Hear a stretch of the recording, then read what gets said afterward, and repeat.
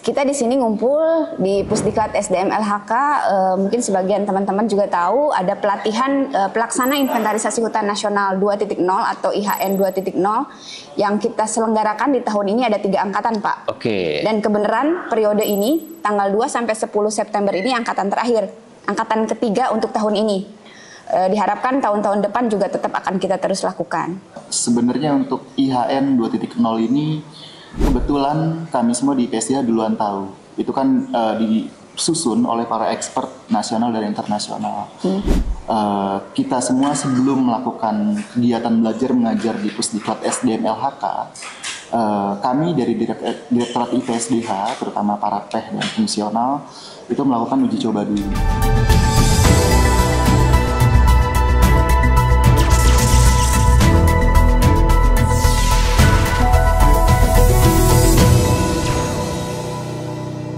Assalamualaikum warahmatullahi wabarakatuh. Sobat Plano, kita kembali lagi di Bincang Plano hari ini. Dan seperti biasa, bareng saya Bagus Haryanto. Ya, hari ini kita ada di suatu tempat pendidikan, ya, di mana para rimbawan keluarga besar Kementerian Lingkungan Hidup dan Kehutanan ini digodok, kemudian juga dididik di sini untuk menjadi rimbawan-rimbawan yang handal. Dan bersama saya sudah ada 2 narasumber yang handal juga. Handal dalam segala hal, tapi punya spesifikasi keilmuan yang khusus. Nah, ini beliau-beliau adalah dari Direktorat IPSDH, ya, Mbak Hanifah. Sehat Mbak Hanifah? Sehat, Pak, alhamdulillah. Alhamdulillah. Ini Mbak Hanifah, tepatnya adalah Hanifah Kusumaning Tias, Sarjana Kehutanan. Ya, beliau adalah Eshut HMSE. Panjang benar nih. Dan beliau adalah kapognya dari inventarisasi hutan terestris IPSDH. Ini wanita yang super hebat, ya, yang bersama saya hari ini. Kemudian di sebelahnya pria anak muda yang ganteng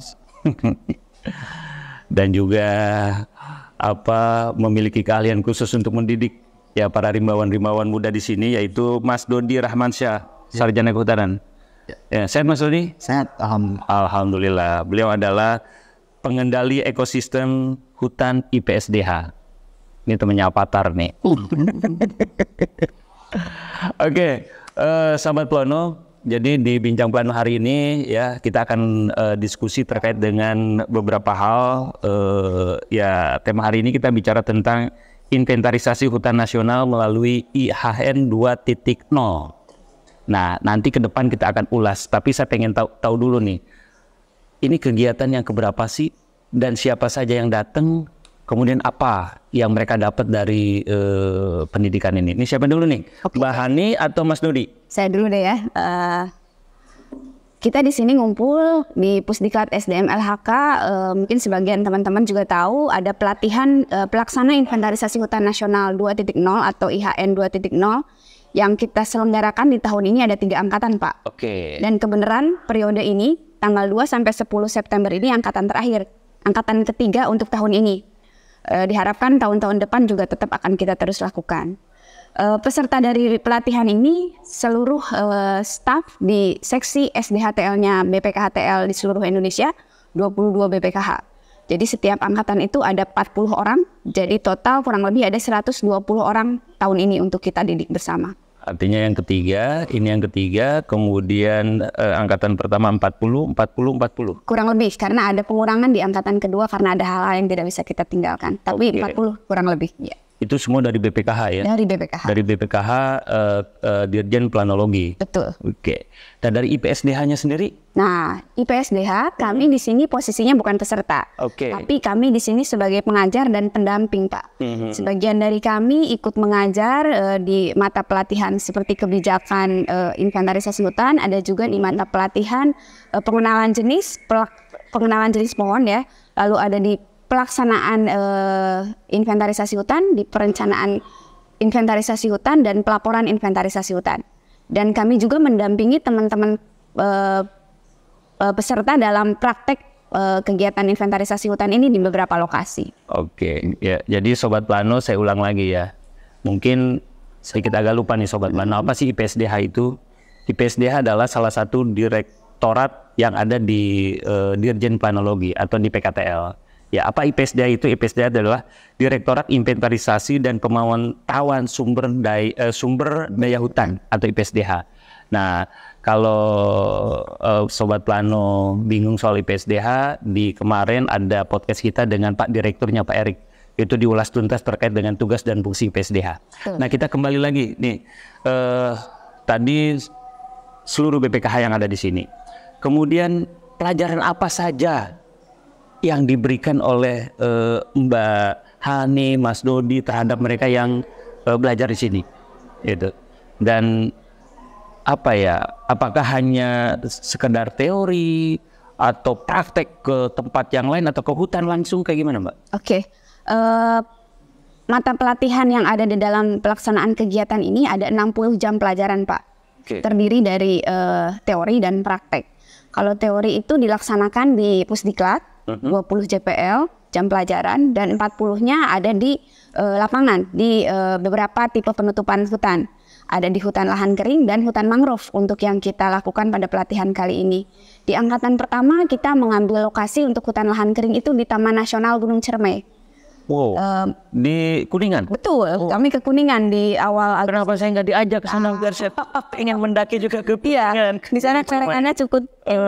Kami praktek di sana, lalu di angkatan kedua dan ketiga untuk lahan kering kita di Taman Nasional Gunung Gede Pangrango. Kalau untuk mangrove-nya di angkatan 1 kita di kawasan hutan mangrove Karangsong di Indramayu ya, dan angkatan 2 dan 3 di TWK Angke Kapuk. Itu Bapak bisa datang di hari Senin nanti tuh. Seru Pak, mangrove-nya tinggi-tinggi, tebal-tebal. Kita nyelup-nyelup. Mungkin bisa lihat di podcastnya IPSDH juga ada sebagian yang menampilkan terkait praktek mangrove, inventarisasi di mangrove tadi. Ini menarik nih kalau kita langsung di lokasi nih. Jadi teman-teman lagi ngapain di mangrove itu gitu kan ya. Kemudian sebenarnya kan hutan mangrove kita ya salah satunya ada di TWK itu seperti apa sih Karang? Ya kan? Apakah di sana juga cukup bagus gitu kan atau seperti apa? Nanti kita kapan-kapan ke sana deh. Nah, tadi sudah dijelaskan nih oleh Mbak Hani. Nah, kalau pria yang ganteng ini, Mas Dodi ini sebagai pengendali temennya Avatar gitu kan. Apa yang Mas Dodi sampaikan kepada peserta atau ilmu apa yang diberikan kepada para peserta di diklat ini? Ya, sebenarnya untuk IHN 2.0 ini kebetulan kami semua di IPSDH duluan tahu. Itu kan disusun oleh para expert nasional dan internasional. Kita semua sebelum melakukan kegiatan belajar mengajar di Pusdiklat SDM LHK, kami dari Direktorat IPSDH, terutama para teh dan fungsional, itu melakukan uji coba dulu. Nah, setelah kami uji coba dan bisa dikatakan bahwa draft dari Petunjuk Teknis Inventarisasi Hutan Nasional 2.0 ini sudah hampir rampung atau sudah bisa disosialisasikan atau aplikasikan ke peserta, di mana peserta adalah seluruh BPK HTL seluruh Indonesia dari BPK 1 sampai 22.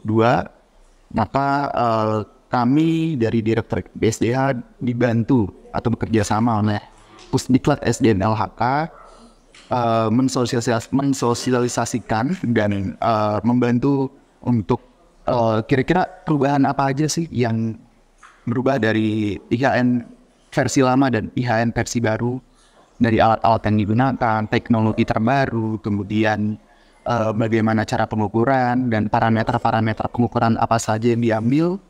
Gitu, saya ikut membantu untuk mensosialisasikan atau menginformasikan kepada seluruh peserta. Oke, ya ini Sobat Plano, kalau ada IHN 2.0 berarti ada 1.0. Betul. Ya. Apa bedanya antara 2.0 dengan 1.0? Nah, Mbak Hani coba nih, apa nih? Iya. Jadi orang kan bingung, lah kenapa tiba-tiba 2.0? Iya gitu loh. Ini ada apa dan kenapa harus diganti? Iya Pak. IHN 2.0 itu muncul dengan beberapa latar belakang.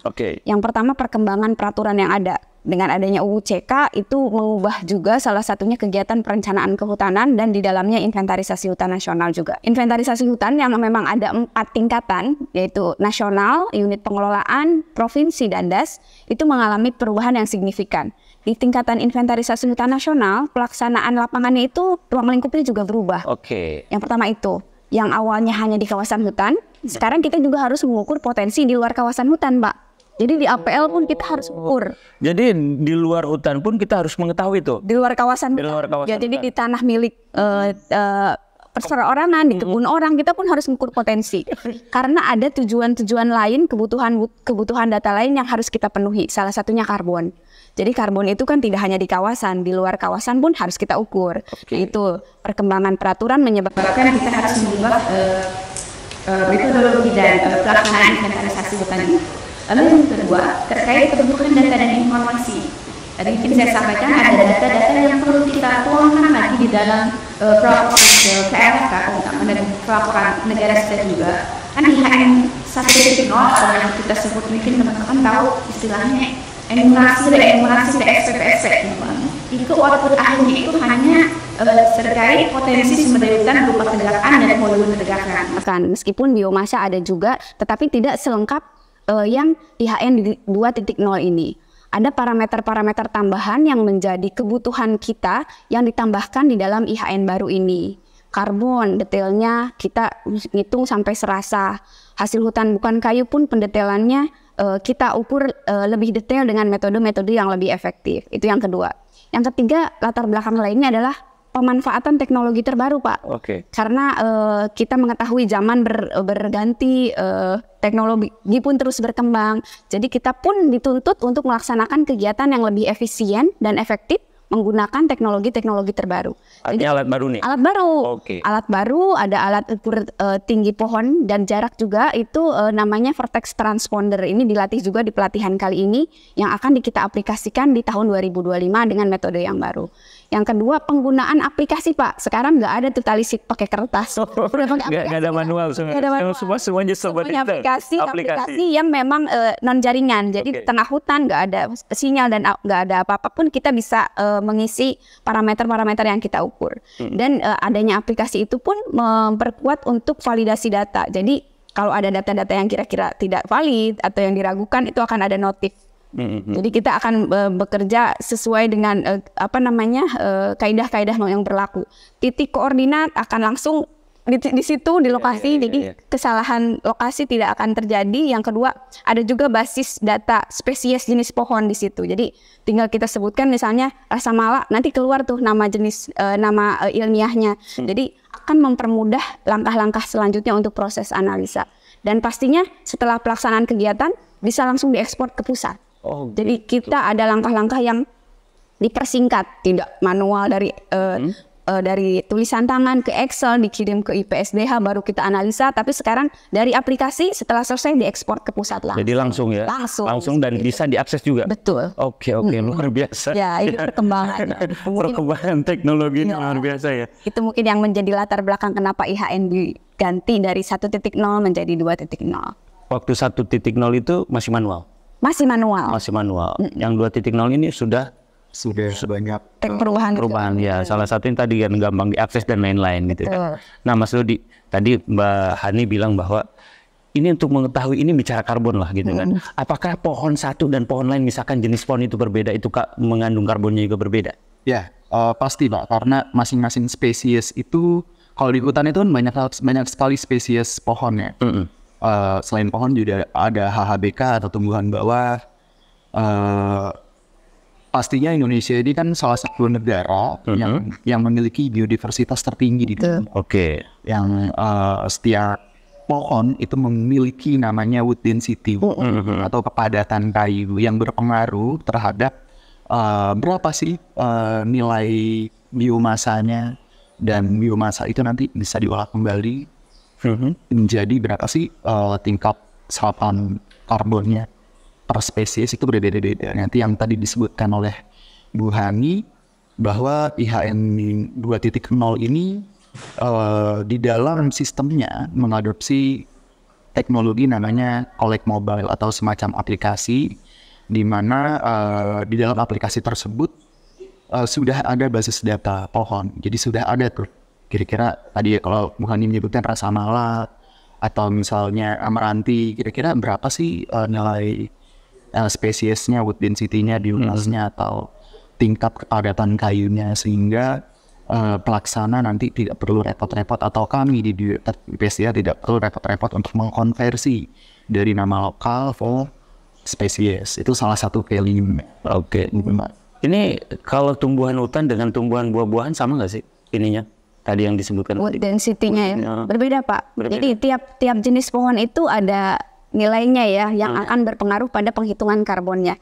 Nah itulah ya mengapa kami menambahkan parameter spesies di dalam Collect Mobile tadi, di dalam aplikasi tadi, untuk memudahkan kita juga untuk menghitung kadar-kadar yang ada di setiap jenis pohon yang akan kita analisa kembali dengan pastinya dengan persamaan-persamaan atau alometrik yang memang sudah ada sebelumnya. Jadi kemudahan-kemudahan itulah yang melatar belakangi kami juga untuk melaksanakan atau mengembangkan IHN 2.0 ini. Karena menariknya gini, ini kegiatan ini pengukurannya tidak hanya di kawasan hutan. Betul. Tapi di kebun orang pun. Betul. Ya, tadi dihitung juga. Yeah. Ini kepentingan untuk masyarakatnya apa ini? Sampai harus dihitung juga. Iya. Itu pastinya tadi Pak, salah satunya kita mengetahui potensi yang ada di seluruh Indonesia, tidak hanya ada di kawasan hutan, terutama potensi karbon. Tidak hanya diukur dari pohon, ya serasah-serasah daun-daun yang kering itu juga kayu-kayu mati dan tumbuhan bawahnya itu juga memiliki nilai sebenarnya untuk mitigasi perubahan iklim. Jadi hal-hal itu yang harus kita ketahui dari awal dan itu harus terhitung karena sampai saat ini metode yang menghitung detail potensi sumber daya hutan itu hanya dari melalui IHN yang secara detail ya, maksudnya secara areal semua terbagi seluruh Indonesia secara merata. Mungkin ada pendetailan di tingkat penelitian, di tingkat unit pengelolaan, tapi yang secara nasional hanya melalui IHN ini. Oke, ya. Ini jadi publik juga harus tahu bahwa bagaimana kondisi hari ini dengan ya mungkin kalau kita bilang bahwa perubahan rumah kaca atau seperti apa, tapi pemerintah dalam hal ini Kementerian Lingkungan Hidup dan Kehutanan melalui IPSDH melakukan kegiatan mengukur bagaimana karbon ini bisa dinikmati oleh masyarakat, kan kayak gitu ya. Yang akhirnya ketika ini ketika ini sudah dilakukan, kita tahu daerah mana saja yang mungkin memiliki potensi gitu kan. Wah, misalkan kita Jawa Barat ini karena memang daya dukung daya tampungnya sudah terpenuhi gitu kan, panas kita perlu apa gitu. Solusinya kan kayak gitu ya. Betul. Arahnya nanti juga ujungnya ke penentuan kebijakan lanjutannya dengan diketahuinya potensi sumber daya hutan di wilayah tertentu, selain mendukung untuk pengelolaan hutan atau kawasan di sekitarnya, kita juga ikut andil data-data tersebut dalam menentukan kebijakan di wilayah-wilayah tertentu.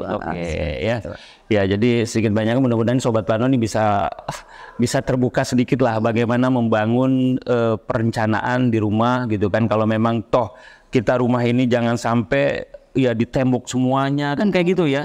Kita mungkin penghijauan, ada biopori dan lain-lain lah ya harus ditanam di rumahnya. Nah, Mas Dodi nih, saya ke Mas Dodi nih. Tadi kan di sini ada praktek dan ada teori. Yang teori belajar apa saja dan yang praktek ngapain aja? Tadi itu sebutin nih di sini. Nah, ngapain aja tuh? Kalau teori sih banyak ya Pak. Jadi kita kebetulan untuk yang karena ini di pelaksana atau pelaksana teknis diupayakan proporsi di praktek itu tidak lebih banyak dibandingkan teori secara jam pelajaran.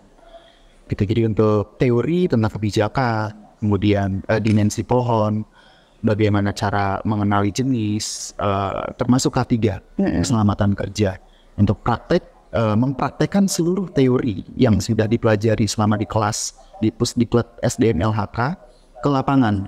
Nah, di lapangan itu kita bukan cuma mengimplementasikan secara guidance atau juknis saja, tapi K3-nya juga kita implementasikan di sana, keselamatan kerjanya bagaimana. Kemudian tools-tools yang tadinya hanya dijelaskan sepintas atau peralatan dijelaskan secara sepintas dan singkat, seluruh peserta dari seluruh BPKH ini bisa diberikan kesempatan melalui praktek di TNIGP dan di Mangrove untuk mencoba seluruh alat-alat baru di IHN 2.0 ini, di mana alat-alat yang kita masukkan di IHN 2.0 itu jauh lebih efisien, secara teknologi jauh lebih canggih, dan secara akurat itu jauh lebih akurat dan bisa dipertanggungjawabkan. Oke, ya. Jadi teori tadi sudah disebutkan beberapa teori terkait dengan apa yang harus keilmuan yang dimiliki oleh teman-teman dari BPKH di lapangan nanti. Kemudian secara praktek juga tadi berhitung terkait dengan hal-hal yang ya lagi-lagi bicara terkait dengan ya ujung-ujungnya bagaimana Indonesia ini kaya akan karbon nih. Mungkin kayak gitu ya Mbak? Ya, untuk ya salah satunya memang untuk mendapatkan data-data terkait karbon yang ada di Indonesia, serapan emisi yang ada di Indonesia, itu salah satunya. Tapi kita juga memiliki target lain, yaitu mengetahui potensi hutan di Indonesia, karena itu mendukung pengelolaan kita juga, bagaimana rencana ke depannya pengelolaan Indonesia. Mungkin juga seperti yang tadi kita sempat obrolkan sebelum diskusi ini, bahwa data-data terkait deforestasi, perubahan penutupan lahan, itu bisa salah satunya juga dilakukan melalui pengecekan langsung ke lapangan melalui inventarisasi hutan ini. Karena tipe penutupan lahan akan langsung kita cek di lapangan seperti itu. Nah, kenapa memilih Pulau Jawa nih? Apanya, pelatihannya? Kenapa harus di sini gitu? Ya. Padahal hutan-hutan yang ada di Kalimantan, di mana di Papua dan jauh lebih besar, lebih luas gitu kan? Ya. Kenapa harus Pulau Jawa? Pertimbangannya yang pertama, ini adalah metode baru Widya Iswara. Kami kan bekerja sama dengan Pusdiklat LHK yang memang Widya Iswaranya atau pengajarnya memang tersebar di seluruh Indonesia, ada beberapa balai. Yang memang sudah kita TOT kan, training of trainer adalah yang di Jawa Barat, Pak. Pusdiklat yang di Gunung Batu ini, BPLHK yang di Rumpin, sama yang di Kadipaten. Jadi memang WI yang sudah kami bekali, sementara ini baru yang ada di Jawa. Ya. Jadi pelatihan pun kita upayakan dengan pertimbangan hal tersebut, salah satunya jadi di sini dulu. Mungkin ke depannya rencana kita akan melakukan TOT juga untuk para Widya Iswara yang ada di luar Jawa. Setelah mereka bisa atau mumpuni terkait dan menguasai terkait metode IHN 2.0, nanti akan berangsur-angsur kita lakukan per region juga, Pak. Itu rencana kami dan sudah kami diskusikan juga dengan tim Pusdiklat LHK. Ya. Jadi Sobat Plano, ada 22 BPKH yang ikut di dalam pelatihan ini ya, terkait dengan inventarisasi hutan nasional HAT 2.0 gitu. Ya, nah saya pengen tahu juga nih output dari mereka yang sudah di sini ke daerahnya pada saat pulang, apakah diaplikasikan juga atau cukup dia punya ilmu dulu gitu kan? Apakah harus disosialisasikan kepada yang lain? Kita melatih mereka dengan dasar metode ini akan kita mulai aplikasikan di seluruh Indonesia 2025 sampai 2029 untuk daur pertama, karena daur inventarisasi hutan itu adalah 5 tahun. Jadi 5 tahun ke depan mereka akan melakukan inventarisasi hutan nasional dengan metode yang ini. Jadi pastinya setelah mereka beres pelatihan ini, mereka akan mengaplikasikannya di tahun depan. Tim yang mengikuti pelatihan ini adalah orang-orang yang memang akan menjadi ketua tim. Karena ketua tim itu dipersyaratkan harus memiliki sertifikat atau pernah melakukan mengikuti pelatihan inventarisasi hutan nasional. Artinya di latihan ini setelah mereka beres dapat sertifikat itu? Itu sertifikat itu berharga? Ya kan kayak tim Pak, mau ketua tim dia harus punya sertifikat. Jadi kita memastikan bahwa pelaksanaan nanti memenuhi kaidah-kaidah yang memang kita tuangkan di dalam Juknis. Jadi mereka sudah menguasai secara materi, teori, praktek, sudah menguasai penggunaan alat, bagaimana melaksanakan pembuatan plot, bagaimana mengukur parameter dan lain-lain, mereka sudah menguasai dan itu pasti akan diaplikasikan di 2025 mulai. Jadi pastinya ilmu ini akan bermanfaat dan akan teraplikasikan. Gitu. Mas Dodi, dengan penggunaan teknologi terbaru gitu, apa sih plus minusnya H.1 dengan H.0? H.1 dengan H.2? Ya, plusnya yang paling utama sebenarnya ini sangat memotong birokrasi. Kalau inventarisasi hutan yang lama, yang versi 1 kami sebutnya, itu prosesnya lumayan panjang. Pertama, BPKHTL harus menginformasikan kepada kita dulu kira-kira berapa klaster inventarisasi yang akan dilakukan di tahun tersebut. Kemudian kita lakukan approval, surat menyurat dan lain-lain. lalu mereka melaksanakan dan mereka membuat laporan yang setebal bisa ratusan halaman dan mencatat seluruh spesies atau hasil pengukuran dalam bentuk file sheet manual. Lalu seluruh laporan itu ditandatangani kepala balai dan disahkan di BPKHTL lalu dikirimkan. Kalau ini secara proses birokrasi agak lumayan lebih singkat dibandingkan sebelumnya. Di mana seluruh data hasil pengukuran itu langsung dari hutan setelah pengukuran itu bisa disubmit langsung masuk server kami. Adapun laporan yang akan masuk ke kami itu jauh lebih sedikit secara jumlah lembarnya, mungkin tidak lebih dari 10. Gitu, tidak lebih dari 10 lembar, hanya laporan singkat saja karena seluruh hasil pengukuran data di lapangan itu langsung masuk server. Itu yang dimaksud memotong birokrasi yang tadinya lumayan panjang menjadi lebih pendek. Untuk value peralatan kami sudah melakukan uji coba sebelumnya berkali-kali dari Kalimantan Barat. Tadi kan kalau Pak Bagus bilang kenapa sih lokasinya di Jawa Barat gitu, kita udah lakukan uji coba di Kabupaten Kuburaya gitu, salah satunya di berbagai macam lokasi termasuk di TNDGP juga, dengan peralatan yang di-advise atau disarankan oleh expert juga sudah melakukan komparasi dengan alat-alat lain. Pastinya peralatan yang digunakan pada IHN 2.0 ini lebih efisien dan akurat. Itu pun juga memotong jumlah beban kerjanya. Jadi yang tadinya satu alat itu hanya bisa pengukuran tinggi. Nah, yang dengan IHN 2.0 satu alat itu bisa 2 output, misalnya untuk pengukuran tinggi sekalian jarak juga dengan satu alat. Seperti itu. Nah, untuk pengajarnya di sini, Mbak, selain Mbak Hani dan Mas Dodi, siapa yang ikut memberikan materi kepada mereka? Nah, yang intinya itu adalah pengajar dari Pusdiklat SDM LHK yang memang menangani bidang perencanaan, yang menangani bidang planologi. Ada beberapa orang yang memang sudah pakar di bidangnya, ada Widya Iswara Utama malah ya. Salah satunya Pak Badarsah, ada Pak Gamin, Bu Iyana, Mbak Ii dari Pusdiklat Bogor, Mbak Rika, dan ada Mas Yusdi dari Kadipaten, dan ada tim yang muda banget nih, Mas Tabah ya, anak Widya Iswara yang memang sangat fresh, baru angkatan 2002 tetapi dia kapasitasnya sudah sangat baik. Selain itu kita juga melibatkan Universitas IPB University, Pak. Ada pakar di sana, Pak Tatang Tiriana, dia pakar atau dosen perencanaan yang menangani inventarisasi hutan, dan Pak Ilwan Hilwan, pakar dendrologi, dosen dendrologi yang memang akan mengajar terkait pengenalan jenis.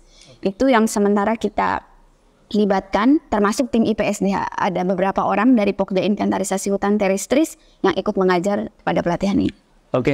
Ya Sobat Plano, mudah-mudahan hasil dari pendidikan di tempat ini ya melahirkan para expert atau para rimbawan ya yang expert dalam bidangnya, khususnya di dalam teknologi inventarisasi hutan 2.0. Mbak, pesan Mbak Hani untuk mereka yang ikut di dalam kegiatan ini. Pesan saya semoga ya, yang pertama antusiasme tinggi dari teman-teman peserta itu sangat terasa sekali. Mereka dengan metode baru, dengan alat baru, dengan sistem yang baru sangat antusias terhadap metode ini. Diharapkan kalau harapan kami ini bisa diaplikasikan secara detail sesuai kaidah-kaidah yang ada, sehingga hasil inventarisasi hutan kita akan lebih akurat, data kita akan lebih kualitas, pelaporan ke LHK juga akan lebih baik, dan kinerja Republik Indonesia ini juga pastinya akan lebih baik lagi karena ini imbasnya ke pelaporan ke internasional juga. Mas Dodi, kalau harapannya sih Pak Bagus untuk IHN 2.0 ini, teman-teman BPKHTL itu bisa melakukan kegiatan inventarisasi hutan nasional 2.0 dengan penuh integritas.